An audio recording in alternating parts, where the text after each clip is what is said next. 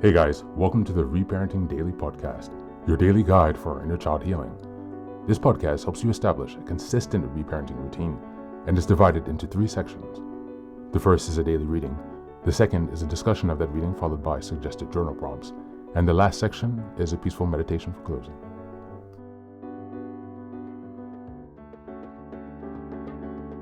Good morning, good afternoon, and good evening from whenever and wherever you're joining us.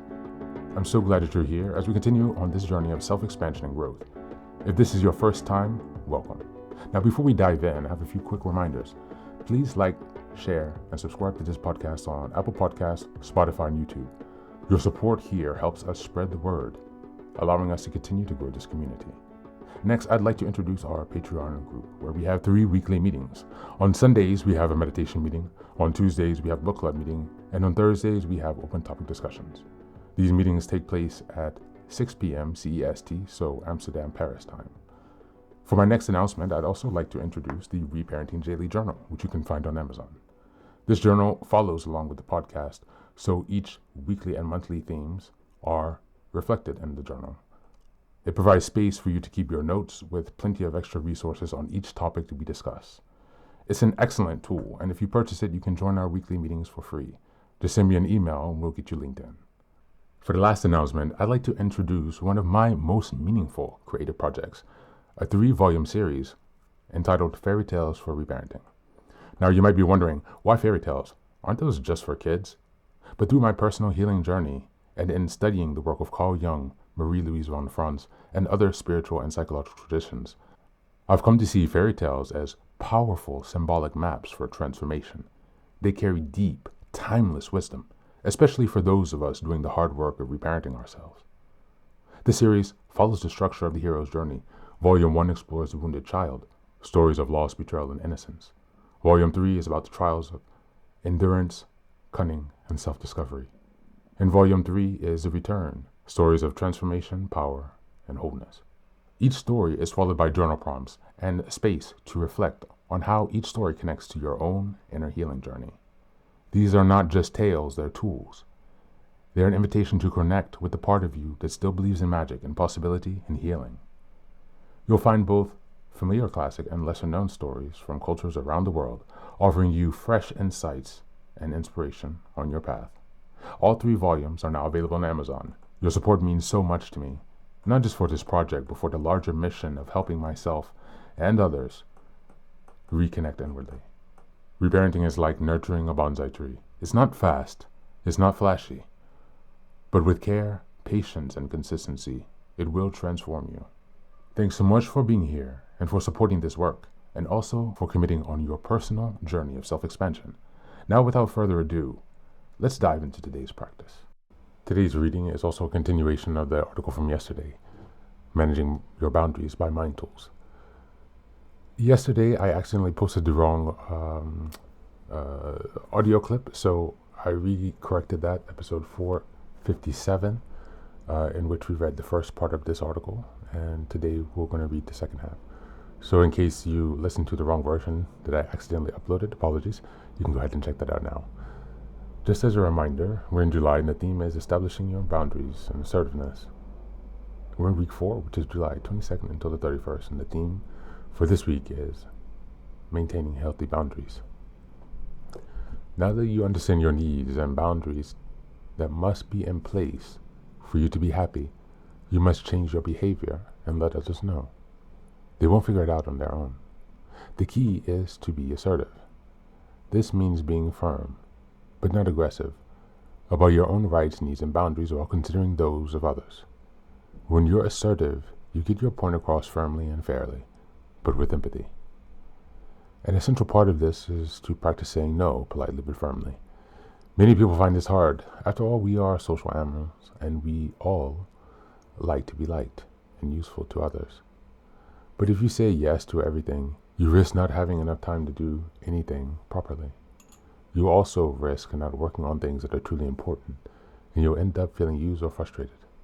Far better to say no more often and to concentrate on meeting your needs. Effective time management is another crucial element of boundary setting. When you put all of your energy into one thing without taking time for both your work and professional responsibilities, you risk overloading yourself. With good time management, you can get things done more efficiently and effectively. Skills such as prioritization, delegation, and scheduling can help you allocate your time and energy more wisely. And step 4, maintaining and respecting your boundaries. Setting boundaries will likely give you an immediate sense of empowerment, but holding your line and maintaining them can be hard, especially if others are used to you not doing so. You need to maintain a clear sense of what you will and will not accept, but be realistic and adaptable when necessary. Reset boundaries to suit your situation and rethink ones that later seem too rigid. Remember not to isolate yourself or to simply stop collaborating. When your boundaries are under threat, look out for negative emotions to be associated with the situation and work to control them while calmly reasserting the boundaries. If you need to challenge a coworker who's breaching your boundaries, you can use tools like the coin conversation model to nip problems in the bud. Be polite but firm, and always move situations towards positive outcomes. It may also help to keep a journal. It may also help to keep a journal of occasions when your boundaries were crossed, what you did, and whether your actions were successful. Keep your affirmations from stage 2 in the journal too, so that you never lose sight of them. That's it for today.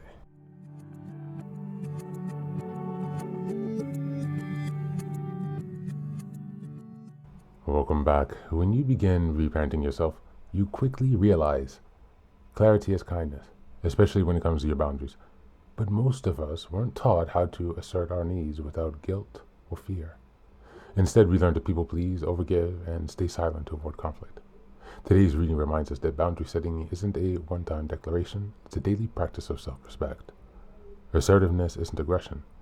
It's holding your ground while honoring your needs without punishing others for having theirs. That means learning to say no without apologizing. Managing your time like your energy matters, because it does. And reinforcing your limits with consistency and calm. Even when people test you, and they will. As we reparent ourselves, we learn that boundaries are not walls, they are bridges for healthier connection, because they teach us how to truly love us, not just see us. As we go into the journal prompt today, number 1, what is one area in your life where you've been saying yes, but really mean no? What boundary needs to be set there? Number 2, write your own personal boundary affirmation. I have the right to blank, and I no longer tolerate blank. And number 3, when someone pushes a boundary, how do you typically react? How would your reparented self respond differently? That's it for today. As always, thanks for being here. Take care of yourself, and please do be well.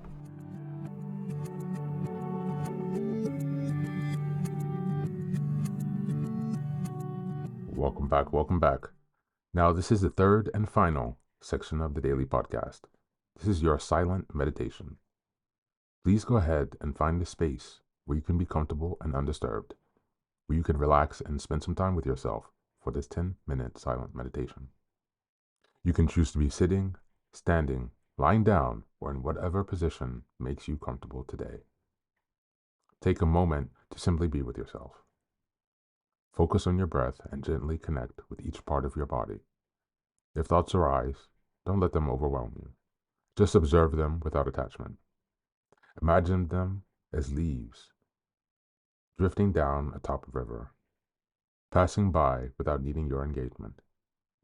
Stay present, grounded, and open to this moment, no matter what time you are listening and practicing this meditation. Namaste.